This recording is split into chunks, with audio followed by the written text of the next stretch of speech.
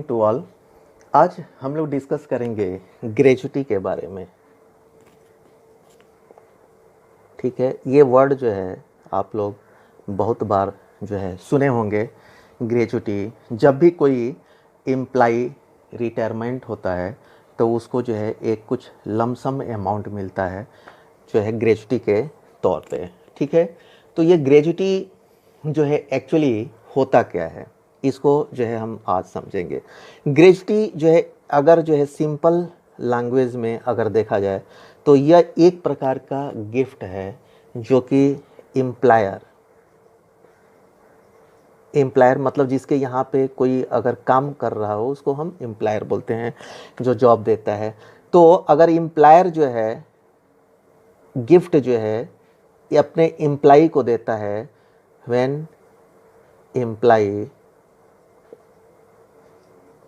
Retires. ठीक है, जब वो रिटायर होता है तो एक लमसम में अमाउंट मिलता है, उसी को हम क्या बोलते हैं, ग्रेजुटी बोलते हैं, जिसको पारितोषिक उपहार के तौर पे भी हम समझ सकते हैं। तो gratuity is given by the employer to his employee for the service rendered by the employee during the period of employment. ठीक है, ये जो है मैंने एक जो है सिंपल लैंग्वेज में आप लोगों को जो है बता दिया, बट जो है इसका एग्जैक्ट डेफिनेशन ये होगा कि gratuity is given by the employer to his employee for the service rendered by the employee during the period of employment. ठीक है, ये जो है आपका इसका डेफिनेशन जो है हमने देख लिया कि क्या डेफिनेशन होता है और ये क्या है। अब जो है नॉर्मली ये जो है जब रिटायरमेंट होता है, जब रिटायरमेंट कोई आदमी होता है, जो टर्म एंड कंडीशंस होते हैं उस कंपनी के फुलफिल करने के बाद जब आदमी रिटायरमेंट होता है तब जो है ये ग्रेजुटी जो है उसको मिलती है। लेकिन अगर जो है रिटायरमेंट से पहले ही अगर वो डिमाइज, अगर उसका जो है डेथ हो गया, इंडिविजुअल का डेथ हो गया, ठीक है, या जो है वो एक्सीडेंट हो गया उसका and he is not fit for the further service, तो उस बेसिस में भी जो है ये ग्रेजुटी जो है दिया जाता है। ठीक है, अब उसके कुछ टर्म एंड कंडीशंस होते हैं कि वो कम से कम जो है 5 ईयर्स ऑफ का सर्विस जो है कंप्लीट किया होना चाहिए। ठीक है, तो ये person is eligible to get gratuity only if he has completed minimum 5 years of service with an organization। जहाँ पे वो काम कर रहा है तो वहाँ पे कम से कम 5 साल की सर्विस जो है उसकी होनी चाहिए। और ये ग्रेजुटी बेसिकली रिटायरमेंट में मिलती है, लेकिन डेथ पे भी मिलेगी या एक्सीडेंट से हो जाता है, वो उसका कोई पार्ट्स जो है बॉडी का पार्ट्स एम्पुटेटेड हो जाता है और he is not fit for the service, तो उस बेसिस पे अगर उसको सर्विस छोड़ना पड़ता है तो उसके लिए भी उसको ग्रेजुटी जो है मिलता है। ठीक है, payment of gratuity depends on the 2 factor. ठीक है, दैट इज लास्ट ड्रॉन। अब जो है ये पेमेंट जो होता है, जो ग्रेजुटी हम देते हैं, ये जो है कैसे हम काउंट करते हैं इसको हम देखेंगे। तो payment of gratuity depends on 2 factor. Last drawn salary, इसमें जो है लास्ट ड्रॉन सैलरी, ठीक है, और जो है number of years of service rendered, मतलब कितने साल तक वो सर्विस जो है किया है। ये 2 चीज़ जो है इम्पॉर्टेंट है। और ये लास्ट ड्रॉन सैलरी में जो है आपका डियरनेस अलाउंस भी ऐड उसमें होता है। ठीक है, अब ये जो है, अब जो है 2 टाइप की कैटेगरी को जो है इसमें दिया गया है। Employee covered under this act.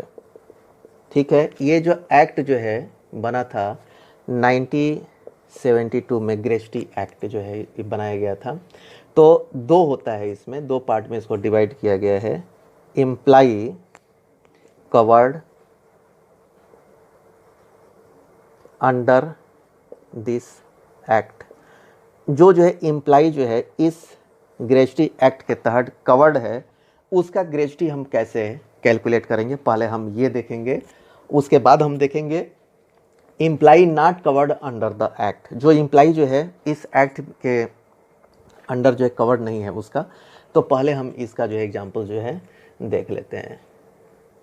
और जो है ये कैसे जो है एलिजिबिलिटी होती है ये भी हम एक बार देख लेते हैं। कंपनी की क्या एलिजिबिलिटी होती है, हमने इंडिविजुअल का तो देख लिया कि उसको ग्रेजुटी जो है कैसे जो है कितने जैसे कि 5 इयर्स का सर्विस रेंडर करने के बाद मिलेगी। लेकिन अब हम ये देखेंगे कि कंपनी में जो है कैसे काउंट होता है। An employee will be covered under the act if in an organisation number of employee at least 10%। अगर उस कंपनी में 10 लोग जो है काम करते हैं ऑन ए सिंगल डे, ये on a single day preceding to 12 month,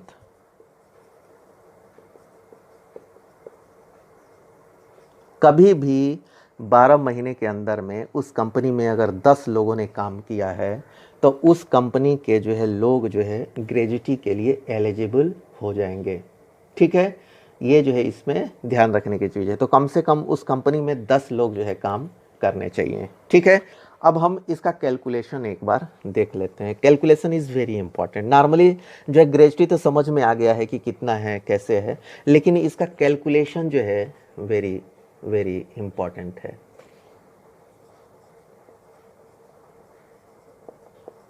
calculation of gratuity, इसको हम कैसे कैलकुलेट करते हैं? तो एक फार्मूला है आपका 15 into last drawn salary into tenure of service divided by 26। ये जो है एक फार्मूला है। इस फार्मूले पे हम जो है ये ग्रेजुटी को कैलकुलेट करते हैं। अब इसमें एक चीज़ जो है ध्यान रखना है कि जो है ये जब भी हम लास्ट ड्रॉन सैलरी जो है कैलकुलेट करेंगे तो उसमें basic salary and plus dearness allowances भी होगा। अगर उस इंडिविजुअल का कुछ और भी अलाउंसेस, कंपनी के अलाउंसेस मिलते हैं, that also be include, but this to जो है must be included. Basic salary plus dearness allowances इसमें जो है ऐड होगा। एक चीज़ और इसमें ध्यान देना है टेन्योर ऑफ सर्विस में, कि ये जो है टेन्योर ऑफ सर्विस जो है हम कैसे कैलकुलेट करते हैं। जैसे सपोज किसी ने 24 ईयर्स 7 मंथ काम किया है तो उसका टोटल जो है tenure of service will be 25 years. ये number of completed years and the 6 month and above जो भी होगा that will be converted into full year. अगर यही 24 ईयर एंड 4 मंथ्स होता तो नंबर ऑफ ईयर जो है इसका 24 ईयर्स हो जाता। ये एक चीज़ ध्यान रखना है आप लोग। 6 मंथ से या उससे ज़्यादा होगा तो वो जो है नेक्स्ट जो है 1 ईयर जो है उसमें ऐड हो जाएगा। तो अब हम जो है इसको एक बार एक एग्जांपल्स के तौर पे लेकर के इसको हम समझेंगे। एक एग्जांपल्स में आप लोगों को मैं बता देता हूँ। Shyam retires after the service of 24 years and 8 month. ठीक है, श्याम जो है 24 ईयर्स एंड 8 मंथ में जो है ये रिटायर हो जाता है and his basic salary was 50,000। Basic salary including the dearness allowances and all it was the 50,000। ठीक है, तो how much he will get at the time of retirement gratuity, how much gratuity he will get. तो अब इसमें हम क्या करेंगे, 2 चीज़ें हम निकाल देंगे। क्या निकाल देंगे? Last drawn salary,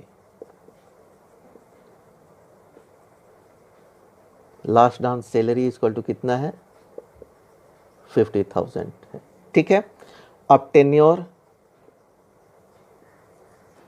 tenure of service is equal to, जैसा कि मैंने बताया था कि 24 ईयर्स है and 8 month, it is 6 and 6 month से ज़्यादा है तो it will be 25 years. Now we will put these values in this equation, in this formula. 15 into last dance salary 50,000 into tenure of service 25 and divided by 26. After calculation it will come 721153.84 approximate. ठीक है, इतना जो है ये this is the calculation.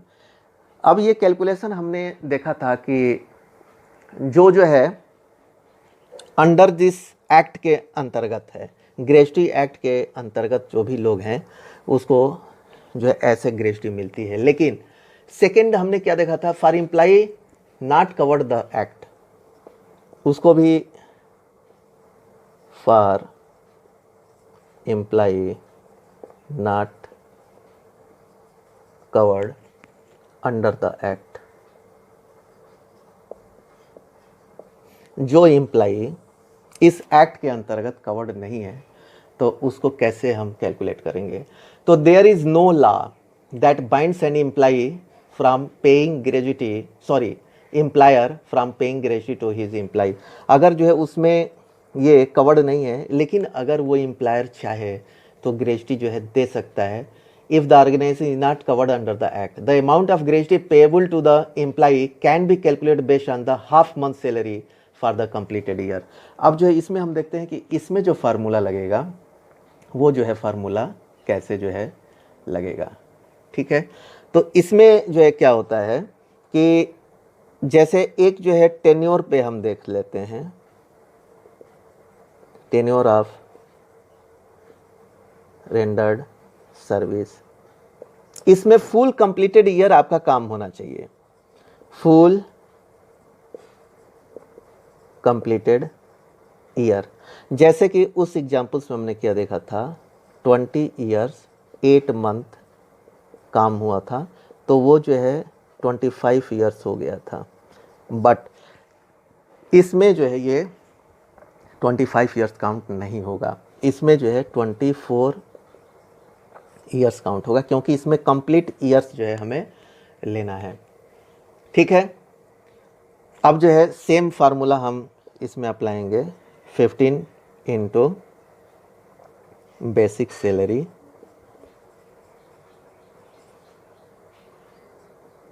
Into tenure